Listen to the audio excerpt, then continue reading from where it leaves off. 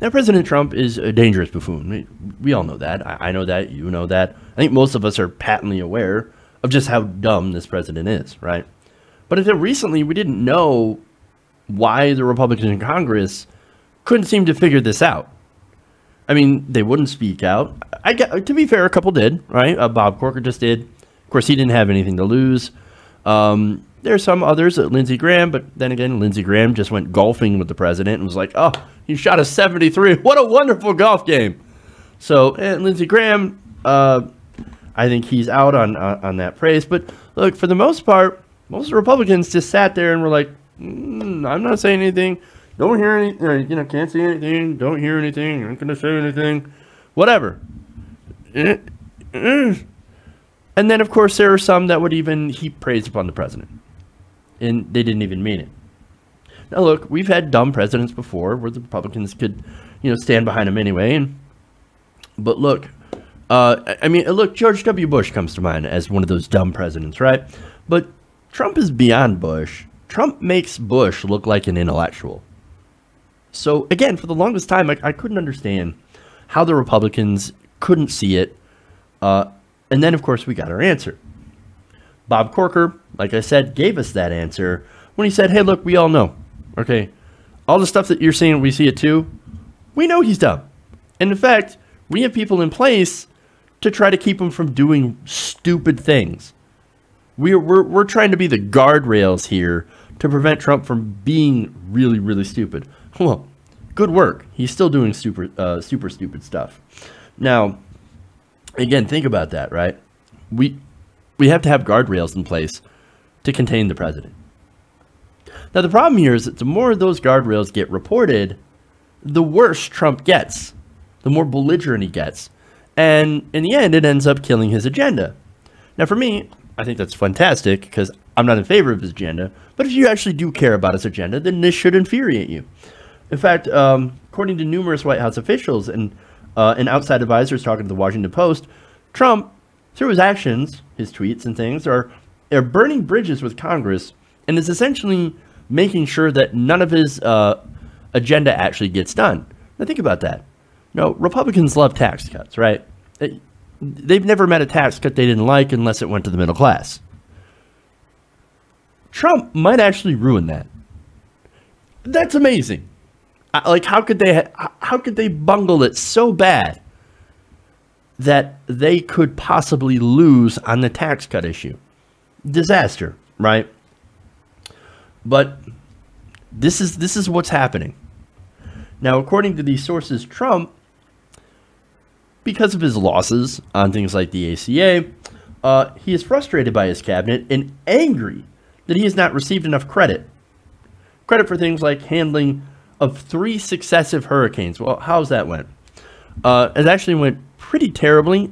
Puerto Rico, right now, there's a lot of people still without power. There's a lot of people that are still not getting the necessary supplies for survival on that island. So there's a serious issue, and now they're talking about a serious health issue. It's been reported that there's a lot of bacteria in some of that water, and we're facing a possible health crisis. Now that is, again, these people are American citizens. We got to do something. Now, think about that as well, the implications here. People died in those storms, whether it be Florida, Texas, Puerto Rico, right? Homes were destroyed, lives were destroyed, etc.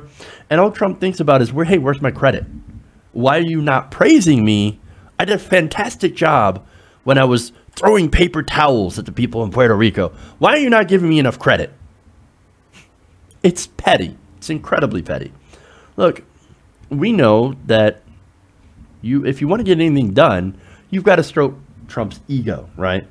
Now, if you don't, he ends up getting pissed, he lashes out, and makes it so that he cannot get anything done. In fact, the Post writes, in a matter of days, Trump has torched all the bridges around him, nearly imploded an informal deal with the Democrats. I guess you don't deal with Trump.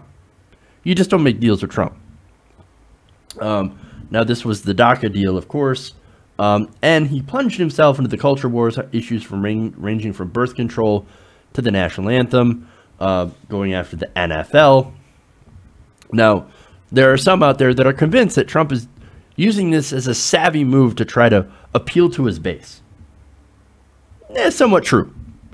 But I don't think it's politically savvy.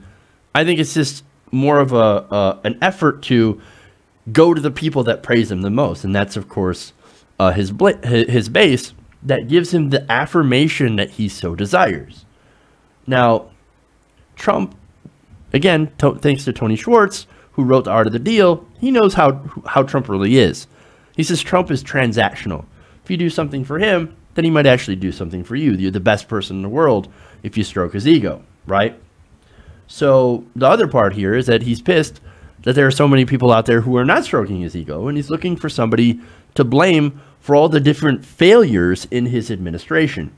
One Trump confidant likened the president to a whistling teapot, saying that when he does not blow off steam, like doing all those golfing trips, he can turn into a pressure cooker and explode.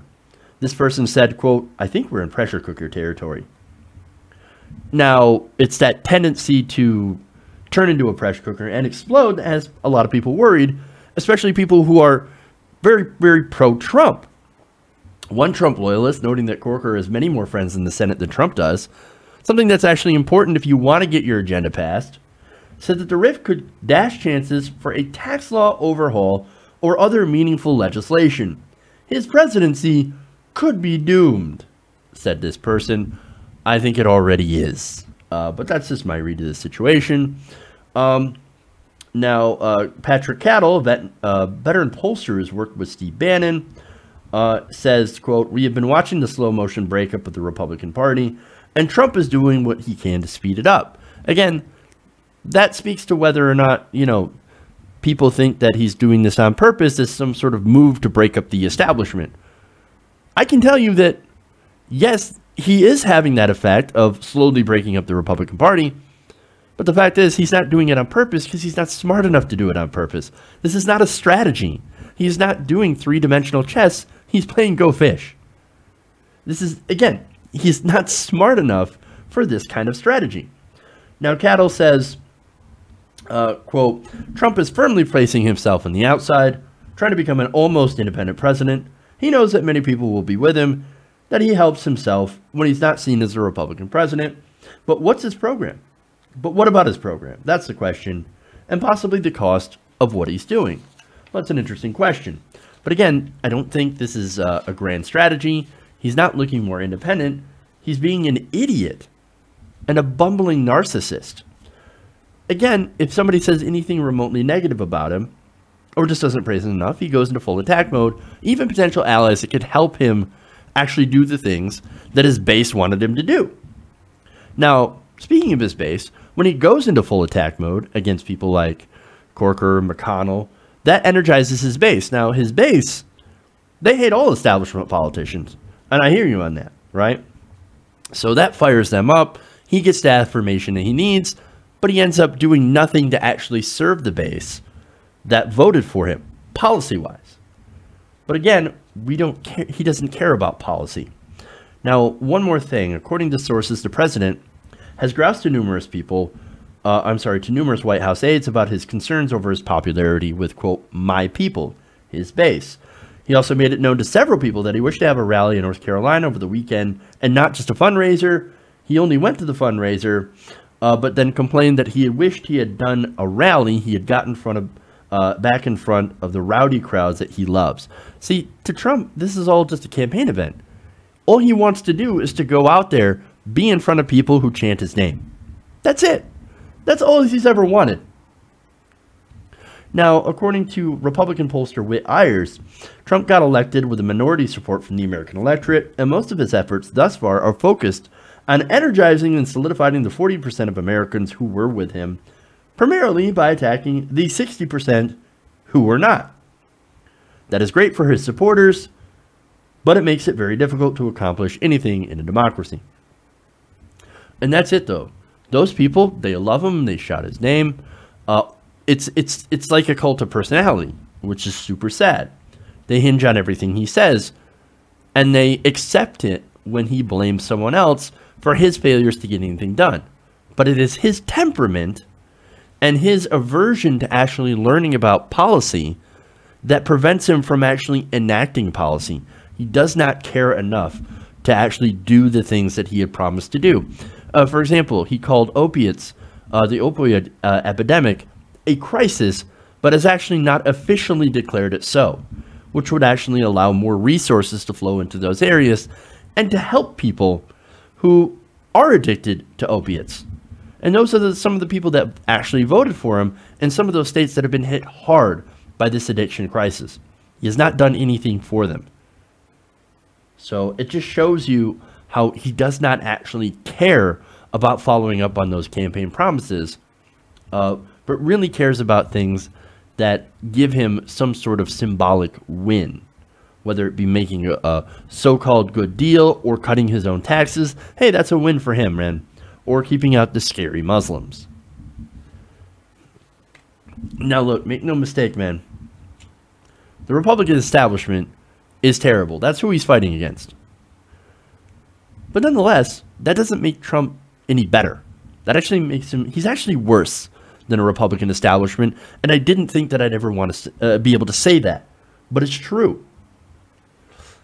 And because of who he is and how he reacts to things and criticism, he's setting himself up to be one of the worst presidents in modern American history. Hey everybody, thanks for watching this video. If you want to see more like this, please hit the subscribe button below. And if you want to support truly independent progressive media, please consider becoming a patron at patreon.com/TYTNation.